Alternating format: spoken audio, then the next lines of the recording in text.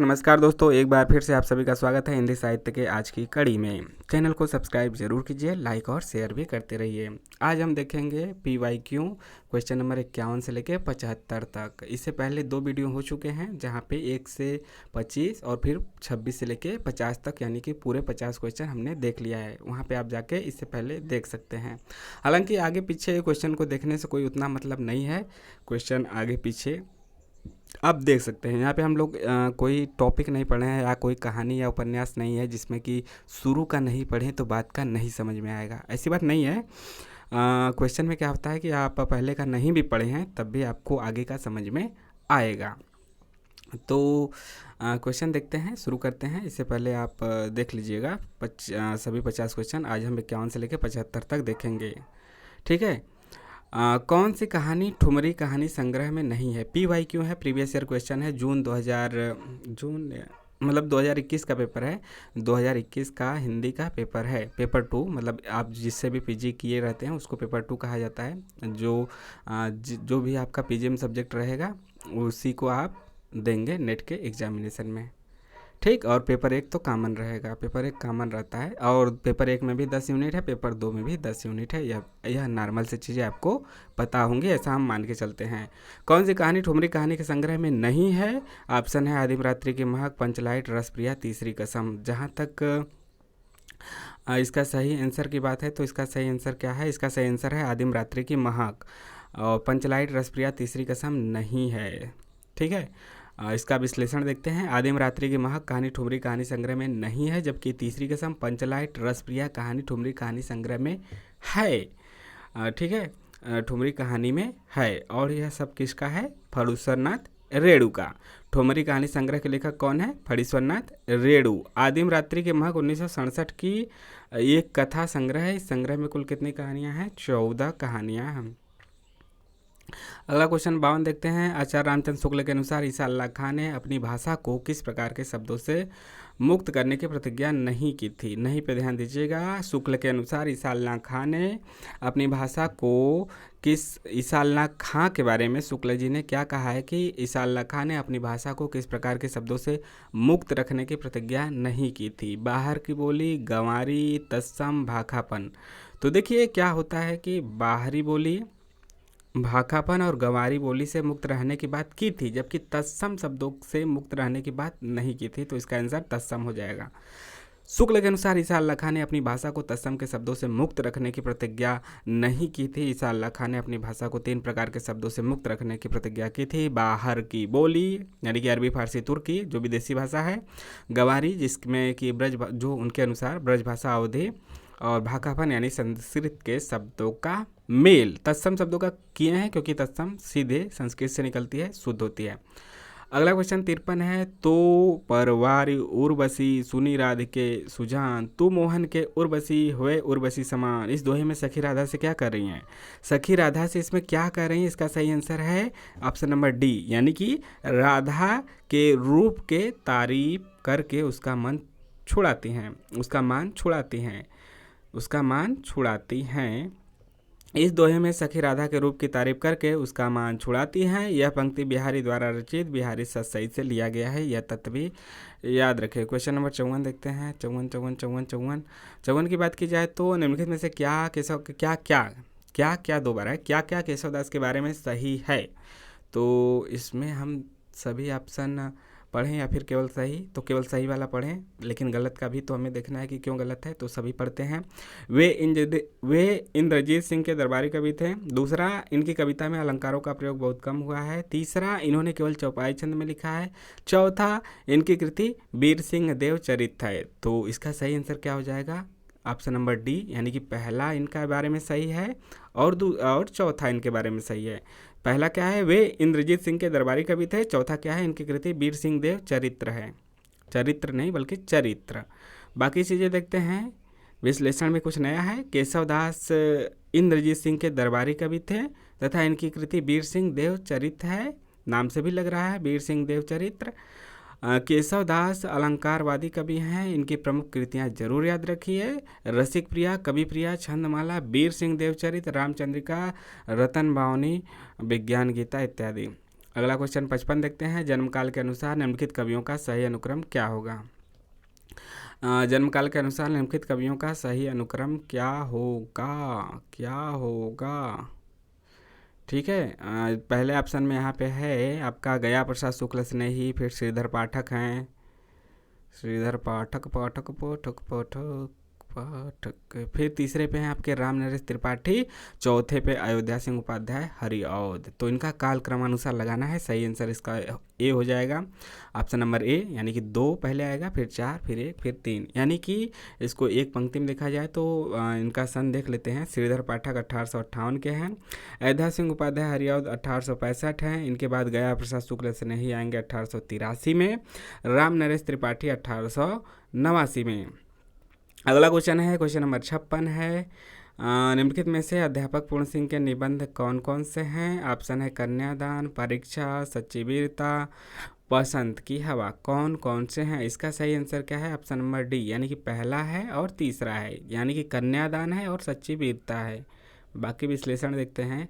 सच्ची वीरता तथा कन्यादान अध्यापक पूर्ण सिंह के निबंध है। इनके द्वारा अन्य निबंध भी लिखे गए हैं, उनको याद रखिए। केवल 6 लिखे गए हैं ना, 6 को याद रखिएगा, बहुत ज़्यादा नहीं है, पूछा भी गया है, कालक्रम अनुसार लगाने के लिए भी आ जाता है। तो यहाँ पे पवित्रता है, यह क्वेश्चन बार बार रिपीट होता रहा है, 6 है ना, इसलिए बहुत कठिन नहीं होता है। पवित्रता है, क्या होता है कि पंक्तियों में कभी कभी दे देता है आचार्य, जो अध्यापक पूर्ण सिंह है, आचार्य नहीं अध्यापक पूर्ण सिंह हैं, इन्होंने कुल मतलब कथन में दे देगा अध्यापक पूर्ण सिंह ने कुल 12 निबंधों की रचना की है। तो आपको पता ही नहीं कि 6 है कि 12 है कि 5 है कि 4 है, तो याद रखिए कितना है, 6 है, बड़का वाला 6। ठीक, तो पवित्रता हो गया, आचरण की सभ्यता हो गया, मजदूरी और प्रेम हो गया, अमेरिका का मस्त कवि वाल्टमैन हो गया। तो ये सभी आपके इनके कन्यादान और सच्ची वीरता यहाँ पे इनको भी जोड़ देंगे तो आपका कितना हो जाएगा, पूरे 6 निबंध हो जाएंगे। यह सभी निबंध सरस्वती पत्रिका में छपे थे। इन्होंने कुल 6 निबंध लिखे, देखिए दे दिया है ना। परीक्षा किसका है? प्रताप नारायण मिश्र का निबंध है। क्वेश्चन नंबर 57, अमीर खुसरो के बारे में सही तथ्य कौन से हैं? उनका जन्म पटियाला में हुआ था, वे निजामुद्दीन औलिया के शिष्य थे, वे ईरान और भारत के फारसी में लिखने वाले चोटी के कवियों में एक थे, उन्होंने कहा था कि मैं हिंदुस्तान की तूती हूँ, मुझसे कुछ पूछना हो तो फारसी में पूछें। बिल्कुल यहाँ पे सही आंसर क्या हो जाएगा? मैं हिंदुस्तान की तूती हूँ, मुझसे जो पूछना है फारसी में पूछो। हाँ देखिए, फंसा दिया ना, फारसी में नहीं हिंदी में। तो क्वेश्चन का इसका सही आंसर ऑप्शन नंबर सी है, यानी कि दूसरा और तीसरा वाक्य सही है। यानी कि क्या, वे निजामुद्दीन औलिया के शिष्य थे, और क्या तीसरा क्या है, वे ईरान और भारत के फारसी में लिखने वाले चोटी की कवियों में एक थे। इनका जन्म पटियाला में नहीं हुआ था। इन्होंने तो जरूर कहा था कि मैं हिंदुस्तान की तूती हूँ, लेकिन जो यह दूसरी बात कहे हैं ना कि मुझसे जो कुछ पूछना है फारसी में पूछो, यह बात गलत है। देखिए विश्लेषण देखते हैं। अमीर खुसरो के बारे में तथ्य है कि वे निजामुद्दीन औलिया के शिष्य थे तथा वे ईरान और भारत के फारसी में लिखने वाले चोटी के कवियों में एक थे। खुसरो का जन्म कहाँ हुआ था, कब हुआ था? 1255 ईस्वी में एटा जिले के पटियाली नामक गांव में हुआ था। पटियाला नहीं बल्कि पटियाली, पटियाला देख के फंसा दिया, पटियाली याद रखिए। उन्होंने कहा था मैं हिंदुस्तान की तूती हूँ, मुझसे जो कुछ पूछना है हिंदी में पूछो। यहाँ पे क्या दे दिया? फारसी, फारसी देख के ही काम गड़बड़ा दिया है।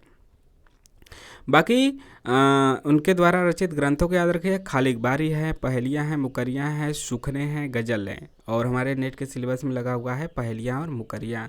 तो अमीर खुसरो के पहेलियाँ और मुकरियाँ को जरूर पढ़ लीजिएगा। मुकरियाँ का मतलब कि मुकर जाना, यानी कि जो आपने कहा फिर उससे मुकर गए। अगला क्वेश्चन 58 है, स्वाधीनता प्राप्ति से पूर्व पंजाब में पैदा हुए सांप्रदायिक तनाव और उससे जुड़ी क्रूरताओं का अंकन किस उपन्यास में किया गया है? स्वाधीनता प्राप्ति से पूर्व पंजाब में पैदा हुए सांप्रदायिक तनाव और उससे जुड़ी क्रूरताओं का अंकन किस उपन्यास में किया गया है? तो इसका सही आंसर आपका क्या हो जाएगा? ऑप्शन नंबर बी, तमस है। तमस है ना, भीष्म साहनी का, नेट के सिलेबस में लगा हुआ है। तो उसमें क्या है कि स्वाधीनता से पूर्व, यानी स्वतंत्रता जो 1947 है उससे पूर्व पंजाब में पैदा हुए सांप्रदायिक तनाव, उससे जुड़ी क्रूरताओं का अंकन इसमें है। अंकन तमस उपन्यास में किया गया है।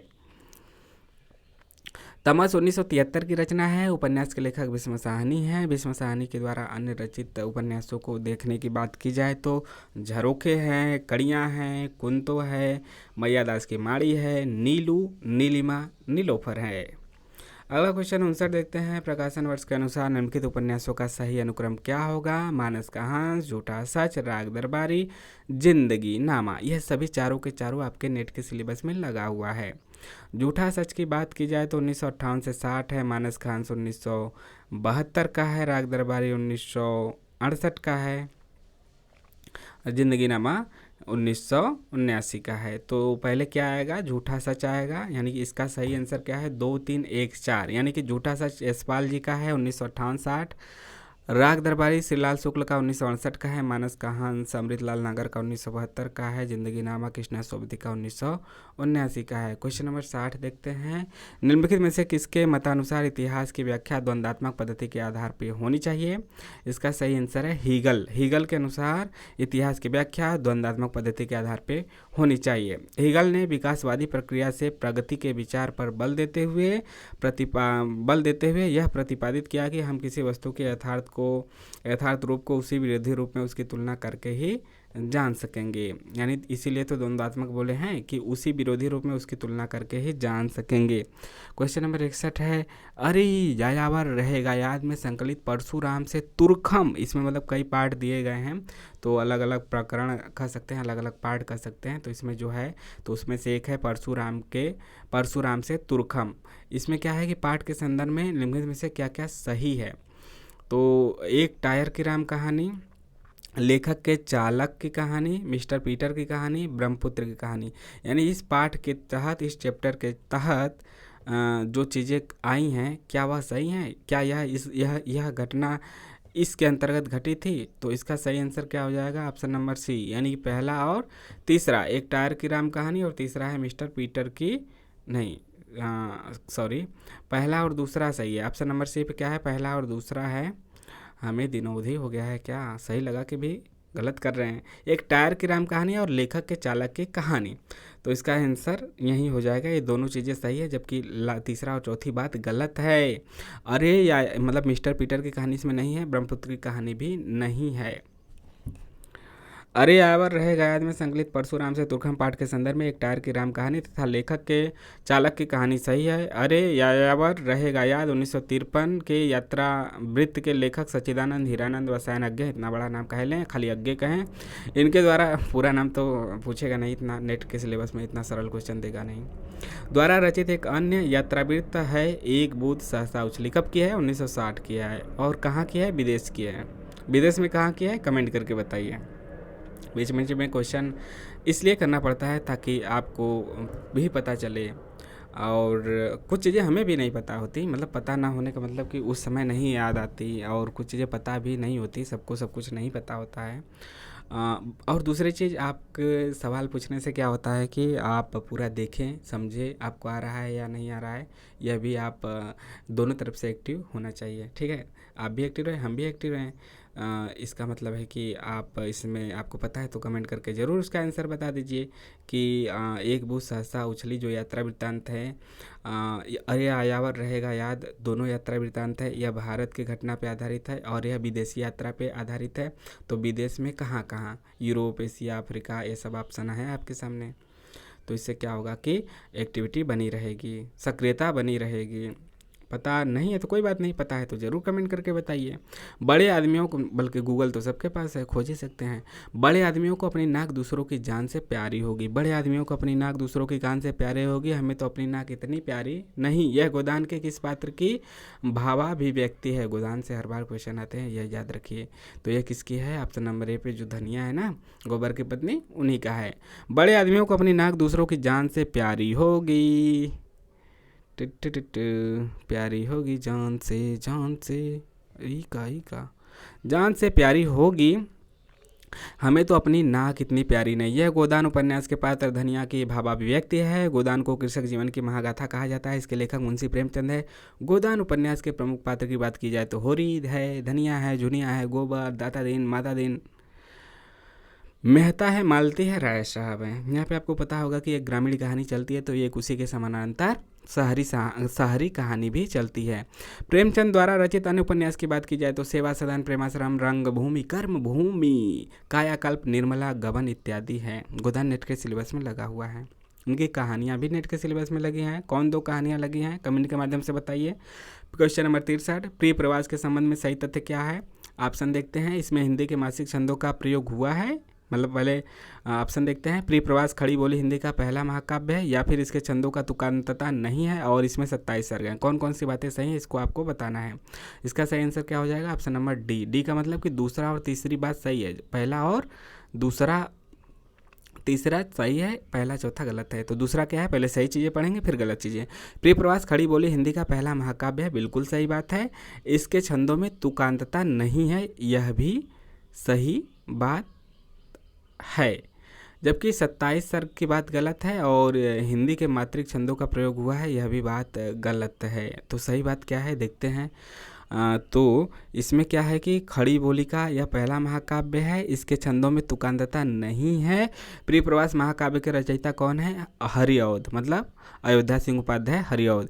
इस महाकाव्य में कुल कितने सर्ग हैं? 27 यहाँ पे दिया है ना, 27 नहीं बल्कि कितने हैं? 17 हैं। छंद और भाषा के संबंध में हरिऔध ने लिखा है, भिन्न तुकांत कविता लिखने के लिए संस्कृत वृत्त बहुत ही उपयुक्त है। कुछ संस्कृत वृत्तों के कारण और अधिकता मेरी रुचि के कारण इस ग्रंथ की भाषा संस्कृत गर्भित है। यह उनका कथन है, यह कथन कहीं दे भी दिया ना तो ऑप्शन दे देगा अलग अलग, तो आप लोग हरिऔध को लगाइएगा, खुद लेखक का ही कथन है। इससे ज़्यादा बड़ा हो जाता कहाँ। अगला क्वेश्चन 64 है। 64 का मतलब पुरूरवा द्वारा कहे गए संवाद कौन कौन से हैं? कवि और मतलब आंसर सीधे देखें फिर गलत चीज़ें देखें। तो इसका सही आंसर दूसरा और चौथा है। दूसरा में क्या बात कही गई है, किसके विषय में? पुरूरवा द्वारा कहे गए संवाद। पुरूरवा यानी कि मैं तुम्हारे हाथ का लीला कमल हूँ, यह बात सही है। और चौथी बात है, प्रेम केवल जलन नहीं वह अमृत शिखा भी है, यह भी बात सही है, यह भी बात सही है। और पहला बात गलत है और तीसरा भी बात गलत है। पुरूरवा द्वारा कहे गए संवाद है, मैं तुम्हारे हाथ का लीला कमल हूँ तथा प्रेम केवल जलन नहीं वह अमृत शिखा भी है। उर्वशी रामधारी सिंह दिनकर द्वारा रचित काव्य नाटक है। 1961 में प्रकाशित इस काव्य में दिनकर ने उर्वशी और पुरूरवा के प्राचीन व्याख्यान को एक नए अर्थ से जोड़ना चाहा है। अगला है 65 क्वेश्चन नंबर का है, परिंदे संग्रह में संकलित कहानियों की संख्या देख लिए पूछ दिया गया है, कितनी है? याद रखिए 7 है। 7 कहानियों का संग्रह है और इसके लेखक कौन है? निर्मल वर्मा। और कब की है यह परिंदे संग्रह? 1960 की। कब की? 1960 की। परिंदे कहानी की बात हम नहीं कर रहे हैं, परिंदे जो कहानी संग्रह है उसकी बात कर रहे हैं, तो वहाँ पे 1960 है। पिछली बाकी देखते हैं इनके द्वारा अन्य कहानी संग्रह कौन है? जलती झाड़ी 1965 का, पिछली गर्मियों में 1968 का, बीच बहस में 1973, कौवे और काला पानी 1983 का है। अब हमारे सामने क्या आ चुका है? अब हमारे सामने आ चुका है बड़ा करने का, बड़ा कर ही लेना चाहिए। सॉरी दोस्तों, इससे पहले हमने आपको बहुत छोट दिखाया, छोटा छोटा, हमको पहले ही बड़ा कर लेना चाहिए था। फिर भी हमें उम्मीद है कि आपकी आंखें उसको ज़रूर देख ली होंगी और समझ भी ली होंगी। एक क्वेश्चन को थोड़ा सा बड़ा करके दिखाना चाहिए ना। हाँ, ये कमी तो हमें दिख रही है। ठीक है, आगे से हम बड़ा करके ही दिखाएंगे। एक क्वेश्चन जो जिस क्वेश्चन को पढ़ेंगे उसी को हाईलाइट करेंगे। हाँ, आपकी दिक्कत को समझ रहे हैं, असुविधा के लिए हमें खेद है। तो सूची को सुमेलित करना है 66 क्वेश्चन, वैसे भी हम क्रम से कर रहे हैं तो क्रम से ही आपको ध्यान जाएगा। यानी कि जो आपका नेट के सिलेबस में लगे हुए उपन्यास हैं उसका किस शहर किस स्थान से संबंध है वह इसमें दिया है। लाहौर का संबंध कहाँ से है? शिवपालगंज का, कानीकुब्ज का और अमृतसर। इधर दिया है राग दरबारी, झूठा सच उसने कहा था, और वाणभट्ट की आत्मकथा का। इसका सही आंसर तो ऑप्शन नंबर ए हो जाएगा। ए का 2, बी का 1, सी का 4, डी का 3। लेकिन इसको हम सीधा देख लेते हैं। लाहौर का संबंध झूठा सच उपन्यास से है। यशपाल का जो है शिवपालगंज आपका राग दरबारी से है, श्रीलाल शुक्ल का।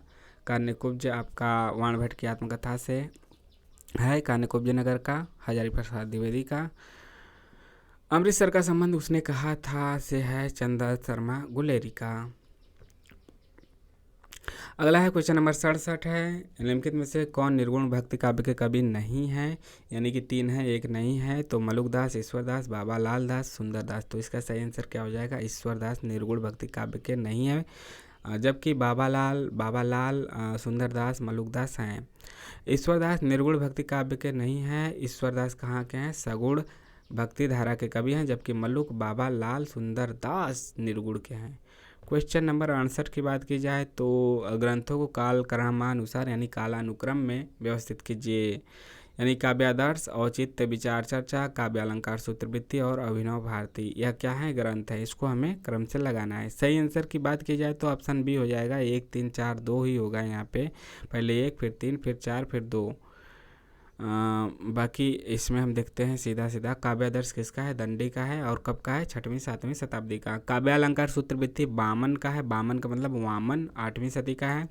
अभिनव भारती अभिनव गुप्त का है, 10वीं सदी का है। औचित्य विचार चर्चा क्षेमेंद्र का है और 11वीं सदी का है। क्वेश्चन 69 की बात की जाए तो कौन दो ग्रंथ विशेष रूप से रस से संबंधित है? तो इसमें से कौन सा दो है? 10 रूपक, काव्यादर्श, साहित्य दर्पण, काव्यालंकार। कौन से दो हैं? तो कौन से दो हैं इसकी बात की जाए तो यहाँ पे आपका सही आंसर तो आपका पहला और तीसरा हो जाएगा। कहने का मतलब कि पहला और तीसरा में कौन है? पहला में 10 रूपक है और तीसरा में साहित्य दर्पण है। यही दो ग्रंथ क्या हैं? सही हैं। यही क्या है? रस से संबंधित है, 10 रूपक और साहित्य दर्पण। 10 रूपक ग्रंथ के लेखक कौन है? धनंजय हैं। 10 रूपक के कौन है? धनंजय हैं। जबकि साहित्य दर्पण के आचार्य विश्वनाथ है साहित्य दर्पण के। अगला क्वेश्चन 70 नंबर है। हमें आज 75 क्वेश्चन देखना है। 70 है शब्दार्थ योर्थावश्य भावे विद्या साहित्य विद्या किसका कथन है? तो यह किसका कथन है? राजशेखर का है। किसका है? राजशेखर का यह कथन है। ठीक है। प्रमुख काव्य शास्त्री और उनके कथनों की बात की जाए तो जैसे कि अभी हमने यह देखा, शब्दार्थ यो अर्थावश्य भावेन विद्या साहित्य विद्या राजशेखर का है। जबकि शब्दार्थ हो सहित वक्र कवि व्यापार शालिनी कुंतक का है। और भोजराज की बात की जाए तो रसान्वितम कभी कुर्वन् कीर्ति प्रीतिंच विदंती है, भोजराज का है। काव्यम रसात्मकम काव्यम किसका है? विश्वनाथ का है। अगला क्वेश्चन 71 है। बच्चन सिंह के अनुसार परिवर्तन कविता से संबंधित सही तथ्य कौन से हैं? परिवर्तन कविता से संबंधित सही तथ्य कौन से हैं इसकी बात की जाए तो इसका सही आंसर तीसरा है। इसमें कहीं कहीं संस्कृत की तत्सम शब्दावली के द्वारा परिवर्तन के भयंकर रूपाकार का चित्रण किया गया है। भयंकर रूपाकरण का चित्रण किया गया है, यह बात आपका सही है। और पहली बात भी सही है कि नीचे करते हैं, पहली बात भी सही है कि जीवन के संकुलता और परिवर्तन की द्वंद्वात्मकता ने इस कविता के रूप विधान को जटिल और प्रभावशाली बना दिया है। कौन? परिवर्तन, बच्चन सिंह के अनुसार। तो यहाँ पे आप देख सकते हैं, एक बार फिर से देख लेते हैं कि बच्चन सिंह का परिवर्तन कविता के संदर्भ में सही कथन क्या है? जीवन की संकुलता और परिवर्तन की द्वंद्वात्मकता ने इस कविता के रूप विधान को जटिल और प्रभावशाली बना दिया है। इसमें कहीं कहीं संस्कृत के तत्सम शब्दावली के द्वारा परिवर्तन के भयंकर रूपाकार का चित्रण किया गया है। परिवर्तन कविता सुमित्रा नंदन पंत द्वारा रोला छंद में रचित लंबी कविता है जो कि पल्लव नामक काव्य संग्रह में संकलित है। परिवर्तन कविता को समालोचकों ने ग्रैंड महाकाव्य कहा है। इस कविता में पंत ने परिवर्तन के कोमल और कठोर दोनों रूपों का चित्रण किया है। सुमित्रा नंदन पंत की प्रमुख काव्य कृतियाँ हैं बीड़ा 1927 की, ग्रंथि 1920 की, पल्लव 1928 की, ग्राम्या 1940 की है। बीड़ा, ग्रंथि, पल्लव, ग्राम्या। ठीक है। क्वेश्चन नंबर 72 की बात करें तो यहाँ पे सूची को एक सूची इधर है और इधर आपके जो रचनाएं हैं नेट के सिलेबस में ही लगा हुआ है, यानी इधर विषय दिया है, इधर सूची दिया है। आपको बताना है दलित जीवन, राजनीति बोध, जीवनी परक उपन्यास, आत्मकथात्मक शैली इधर है, इधर तमस, मानस कहान, शेखर एक जीवनी और धरतीधर न अपना है। तो इधर से इधर मिलाना है। सही आंसर की बात की जाए तो यहाँ पे तो बी होगा, ए का 4, बी का 1, सी का 2, डी का 3। लेकिन हम सीधा सीधा सही आंसर देख लेते हैं। कमेंट के माध्यम से आप इसके सन बता दीजिए कि धरतीधर न अपना का प्रकाशन वर्ष कब है, तमस का कब है, मानस का हंस का कब है, शेखर एक जीवनी का कब है। देखिए धरतीधर न अपना क्या है, एक दलित जीवन पर आधारित है, लेखक है जगदीश चंद्र। राजनीतिक बोध की बात की जाए तो जो तमस है वह राजनीतिक बोध पे आधारित उपन्यास है, उसका विषय भीष्म साहनी का है। मानस का हंस जीवनी परक उपन्यास है अमृतलाल नागर का। जीवनी परक का मतलब कि तुलसी के जीवन पर आधारित है। और सूरदास के जीवन पे आधारित है कौन सा इनका उपन्यास है या कमेंट करके बताइए। आत्मकथात्मक शेखर एक जीवनी क्या है? उपन्यास है, लेकिन किस शैली में लिखा गया है? आत्मकथात्मक शैली में। ठीक है, आगे का है। बाकी दो चार बातें और जान लेते हैं। भीष्म साहनी का जो तमस है उपन्यास में राजनीतिक दलों द्वारा सांप्रदायिकता के लाभ का चित्रण किया गया है। इसमें प्रमुख पात्र हैं मास्टर रामदास, नत्थू मेहता, हयात बस आदि इसके प्रमुख पात्र हैं। अमरीलाल नागर के द्वारा रचित मानस कहांस गोस्वामी तुलसीदास के जीवन पर आधारित है, जो कि एक जीवनी परक उपन्यास है।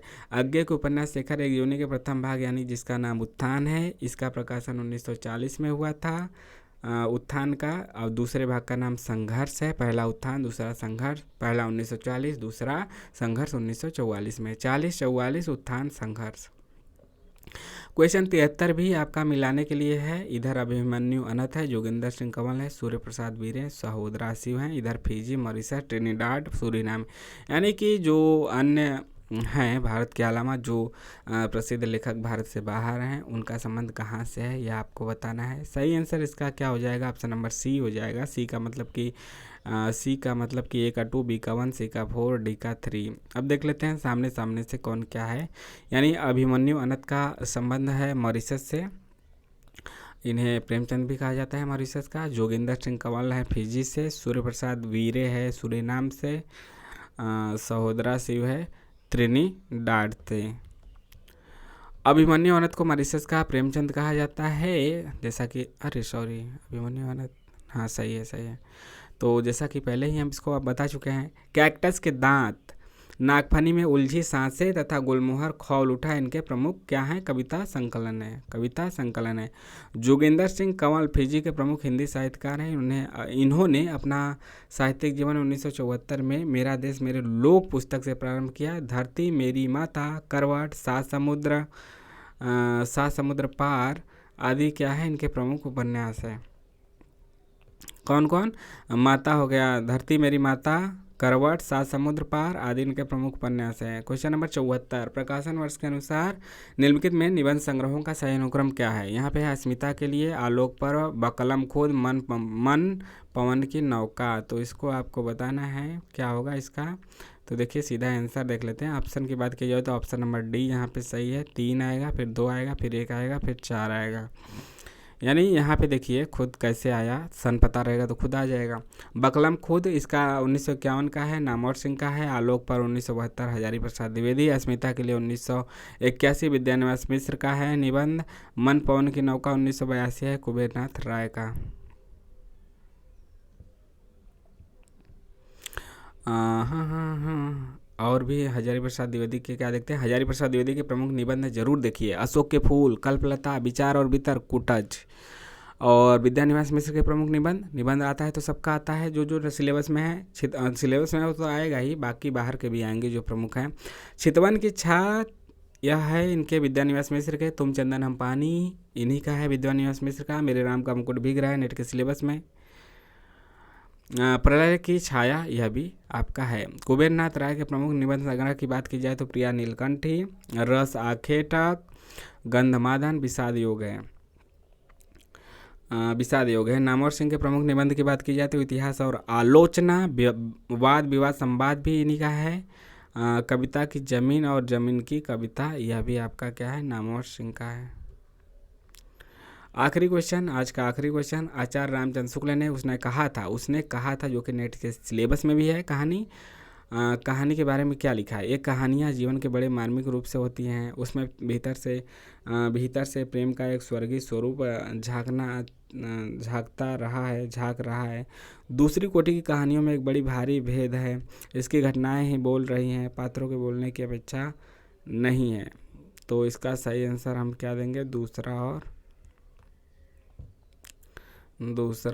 चौथा। 75 हो गया ना? हाँ, दूसरा और चौथा। दूसरा का मतलब कि शुक्ल ने उसने कहा था कहानी के बारे में क्या लिखा है, उसमें भीतर से प्रेम का एक स्वर्गीय स्वरूप झांक रहा है। चौथी है कि इसकी घटनाएं ही बोल रही हैं, पात्रों को बोलने की अपेक्षा नहीं है। जबकि पहली और तीसरी बात गलत है। गलत क्यों है? ये कहानियाँ जीवन के बड़े मार्मिक रूप में होती हैं, गलत है। यह क्या है? मार्मिक रूप में नहीं होती। तीसरा क्या है? दूसरी कोटि की कहानियों में एक बड़ा भारी अंतर होता है, यह भी नहीं होगा।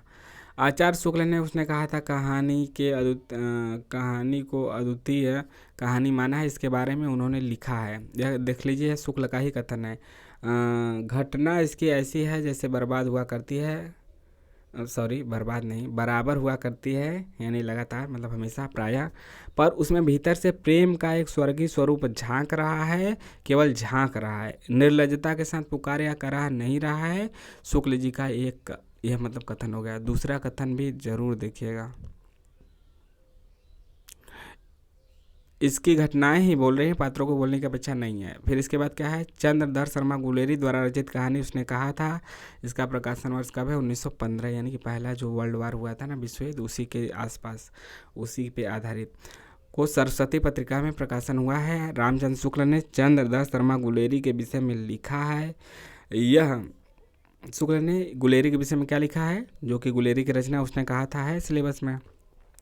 यह बेधड़क कहा जा सकता है कि शैली की जो विशिष्टता, अर्थगर्भिता, वक्रता गुलेरी में मिलती है, जो गुलेरी में मिलती है, वह किसी लेखक में नहीं मिलती है।